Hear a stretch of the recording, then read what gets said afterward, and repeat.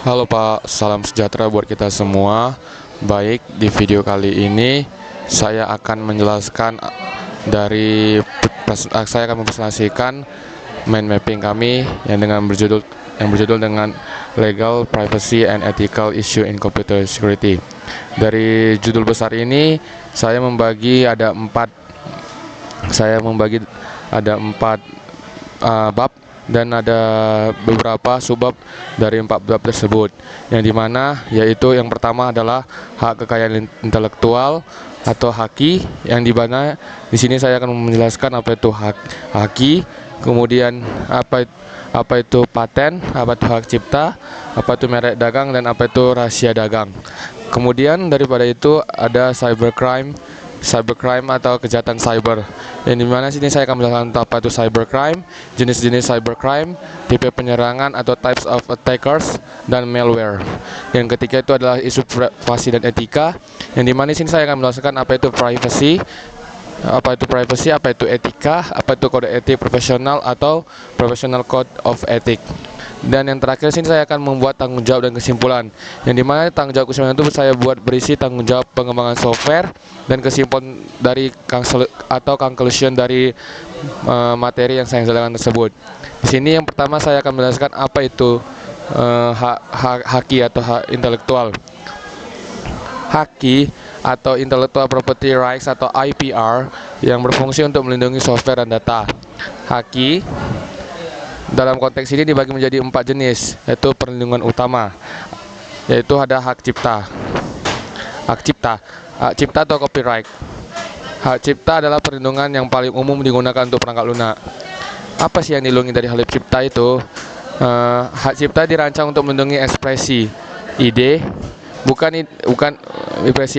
ide, gagasan, konsep, prinsip, atau algoritma itu sendiri. Dalam konteks perangkat lunak, hak cipta melindungi kode objek atau objek code, kode yang sudah dikompilasi dan sudah dijalankan. Kemudian untuk kode sumber atau source code untuk melindungi ekspresi kodenya dan dokumentasi perangkat lunak seperti panduan pengguna. Hak cipta juga melindungi desain. Hak cipta juga melindungi desain spesifik dari menu komputer. Kemudian ada juga hak eksklusif. Hak eksklusif juga terbagi jadi dari hak cipta juga, yang dimana hak cipta itu memberikan hak eksklusif kepada pencipta untuk membuat salinan, mendistribusikan, menjual, atau melisensikan karya tersebut. Kemudian lisensi software. Ketika Anda atau kita membeli perangkat lunak, kita tidak membeli perangkat lunak itu sendiri, tetapi hanya lisensinya untuk menggunakan sesuai dengan syarat perjanjian, atau yang sering disebut dengan DMCA atau Digital Millennium Copyright, di mana yang ini adanya DMCA ini tahun 1998 dengan melarang tindakan membuka, blokir, atau menonaktifkan fitur privacy dan perangkat lunak atau media digital. Yang kedua itu adalah patents. Patents atau hak paten adalah hak untuk memberikan hak eksklusif kepada penemu atau suatu penemu bidang teknologi. Yang dilindungi dari hak patennya adalah melindungi invensi, yang dimana objek nyata itu atau cara untuk membuatnya bukan hanya ide abstrak. Syarat paten adalah penemuan harus baru, belum pernah ada sebelumnya, terus itu mengandung langkah inventif, inovatif, dan tidak dapat dengan mudah dilakukan orang atau terampil yang terkait. Kemudian itu dapat diterapkan dalam industri, aplikasi di TI atau teknologi informasi. Kemudian algoritma dapat dipatenkan jika merupakan bagian dari suatu proses atau sistem yang konkret dan dapat diterapkan dalam industri. Kemudian hardware juga dilindungi dengan hak paten. Dan yang ketiga adalah rahasia dagang atau trade secret.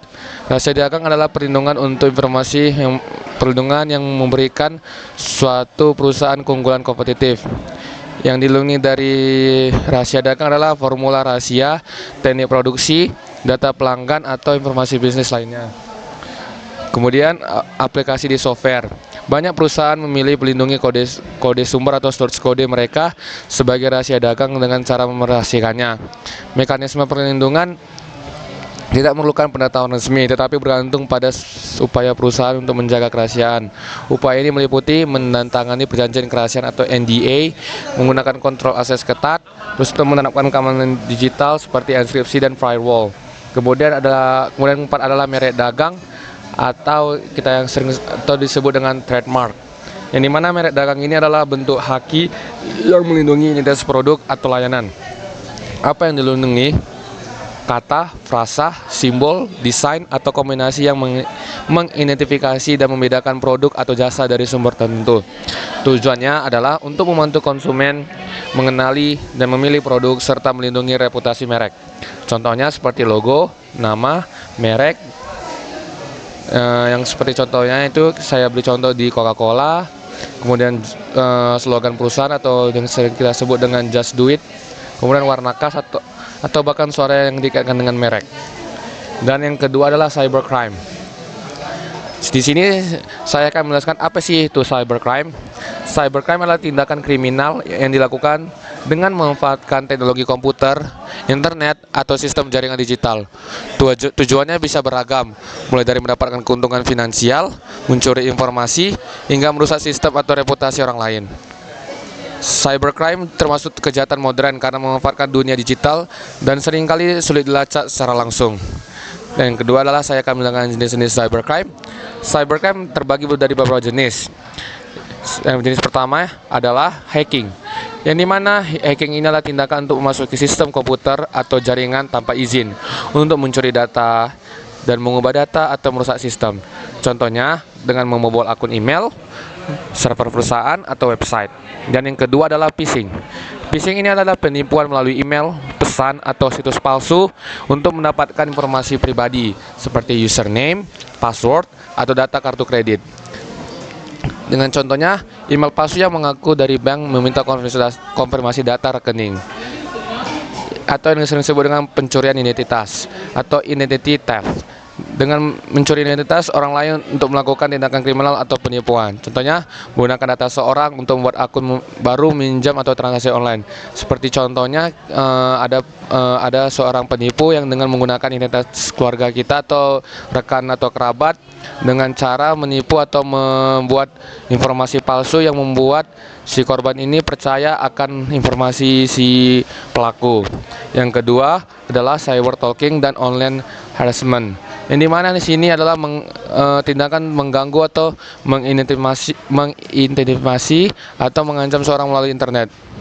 Contohnya mengirim ancaman melalui media sosial atau mengirim aktivitas online korban. Yang dimana di sini kita atau disebut dengan teror. Yang kedua tuh malware atau virus, yang dimana menyebarkan program berbahaya untuk merusak komputer, mencuri data dan mengontrol sistem korban. Yang contohnya seperti Trojan atau ransomware atau spyware. Kedua adalah denial of service atau DDoS. Serangan untuk membuat suatu layanan atau website menjadi tidak bisa diakses dengan memanjiri server dan trafik palsu. Contohnya menggunakan situs e-commerce agar tidak bisa melayani pelanggan. Kemudian ada financial cyber, yang dimana kejahatan yang berkaitan dengan pencurian uang atau penipuan finansial melalui internet. Contohnya penipuan online, skimming kartu kredit atau scam investasi online.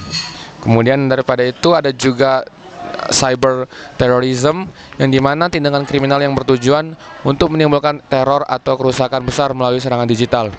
Contohnya dengan mengambil alih sistem kontrol kritikal seperti listrik, transportasi, atau infrastruktur penting.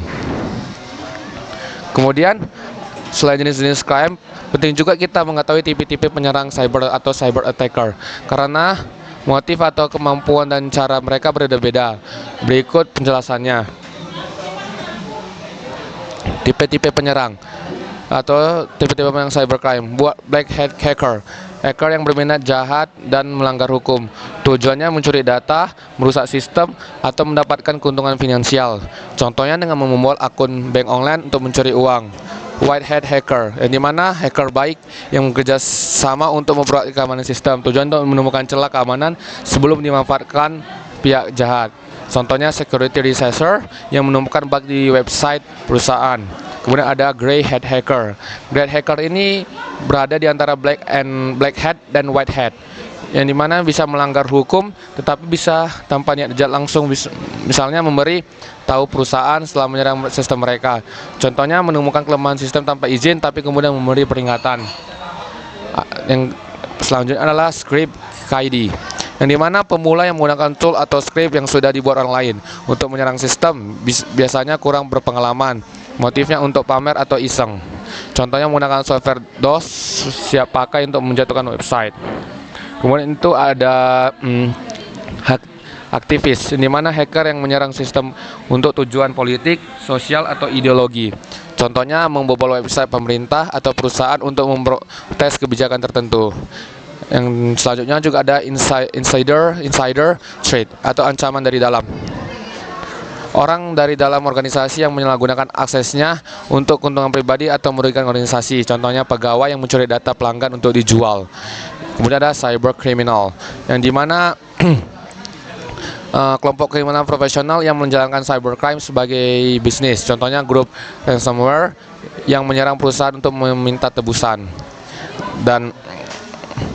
Dan hacker ini dukung, dan ada juga nation state hacker atau APT, Advanced Persistent Threat, yang dimana hacker ini didukung negara untuk tujuan spionage, sabotase, atau perang cyber. Contohnya mengambil data rahasia pemerintah atau perusahaan secara strategis. Yang keempat adalah malware, yang dimana malware ini adalah singkatan dari malicious software atau perangkat lunak berbahaya. Malware dirancang untuk merusak, mengganggu, atau mengambil alih sistem pengguna. Sistem komputer tanpa izin pengguna. Malware dapat menyerang komputer, smartphone, atau perangkat digital lainnya. Tujuan dari malware bisa bermacam-macam, seperti mencuri data, memakai aktivitas, terus untuk merusak sistem, atau meminta tebusan. Jenis-jenis malware.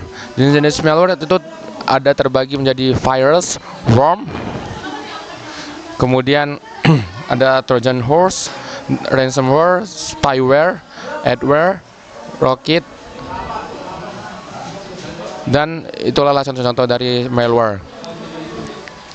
Saya akan menjelaskan virus. Virus itu adalah virus yang merusak dokumen atau menghapus file.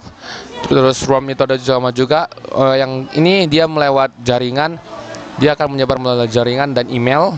Kalau Trojan horse itu dia program gratis yang ternyata menginstal spyware di komputer.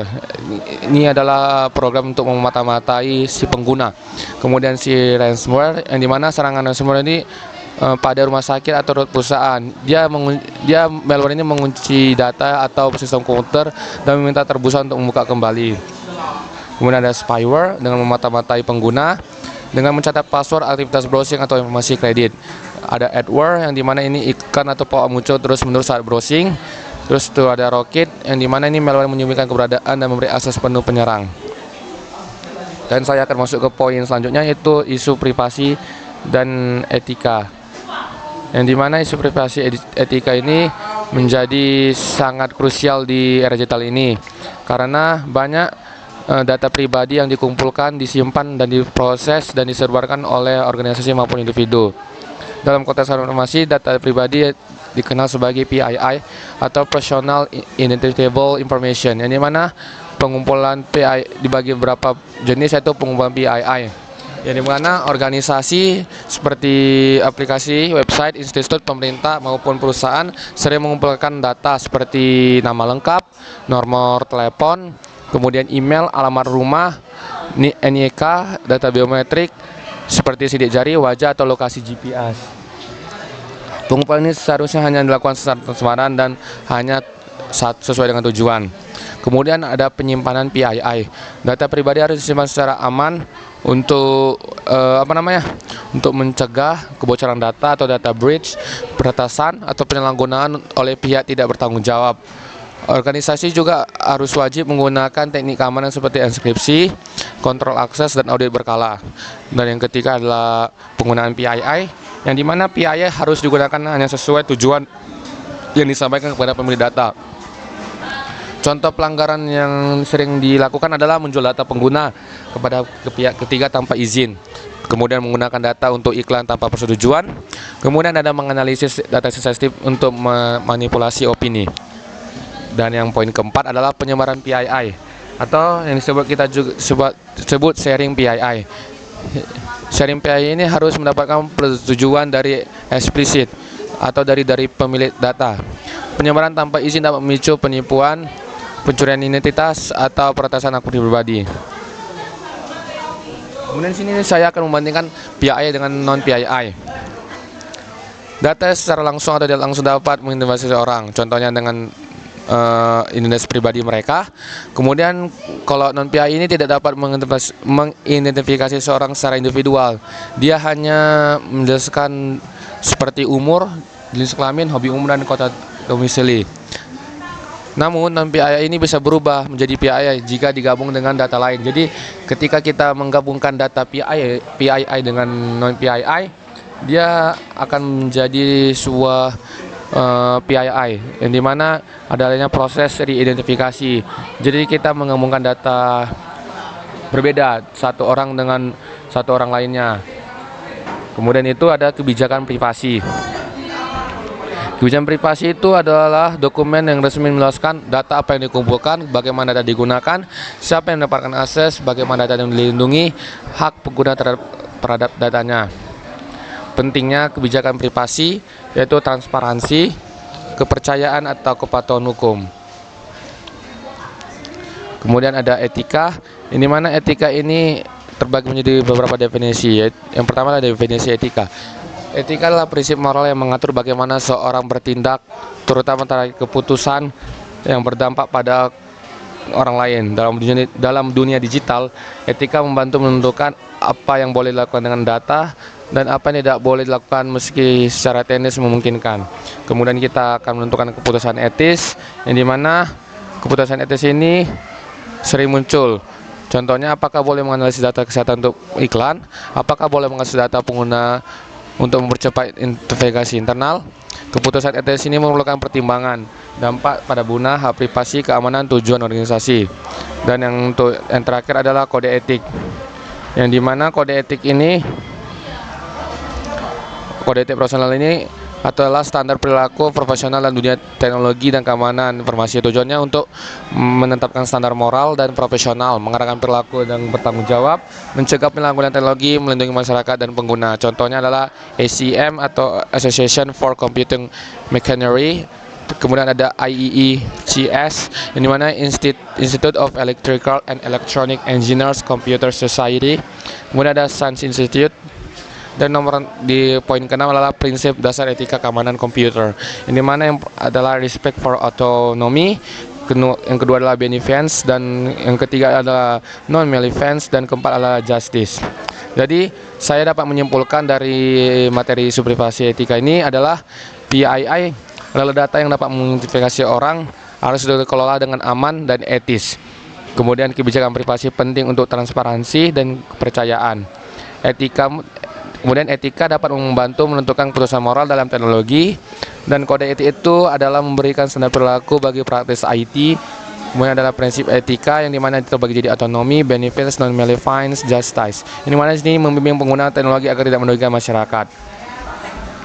Kemudian saya akan membuat kesimpulan dari apa yang saya telah jelaskan tadi, yang dimana kesimpulan itu terbagi di tanggung jawab dan tanggung jawab pengembang software dan kesimpulan dari semuanya. Tanggung jawab dan pengembang dari software. Pengembang software punya kewajiban penting untuk memastikan aplikasi yang mereka buat aman. Mereka harus memahami dasar-dasar keamanan seperti buffer overflow terjadi ketika data melebihi kapasitas memori yang seharusnya, sehingga bisa dimanfaatkan hacker. Terus adalah validasi input, yang dimana semua data yang masuk ke program harus cek agar tidak berbahaya. Kemudian adalah source secure coding, yang mana menulis kode dengan cara yang aman untuk mencegah celah keamanan. Kemudian kesimpulan utamanya adalah setiap organisasi harus punya aturan dan sistem keamanan yang jelas. Kemudian ada hal-hal yang penting yang harus ada, yaitu security police, acceptable use police, password police, dan pelatihan keamanan, risk analysis, TM keamanan. Pada akhirnya, kita manusia adalah titik terlemah dalam keamanan. Bahkan sistem terbaik pun bisa dijebol jika pengguna yang lengah.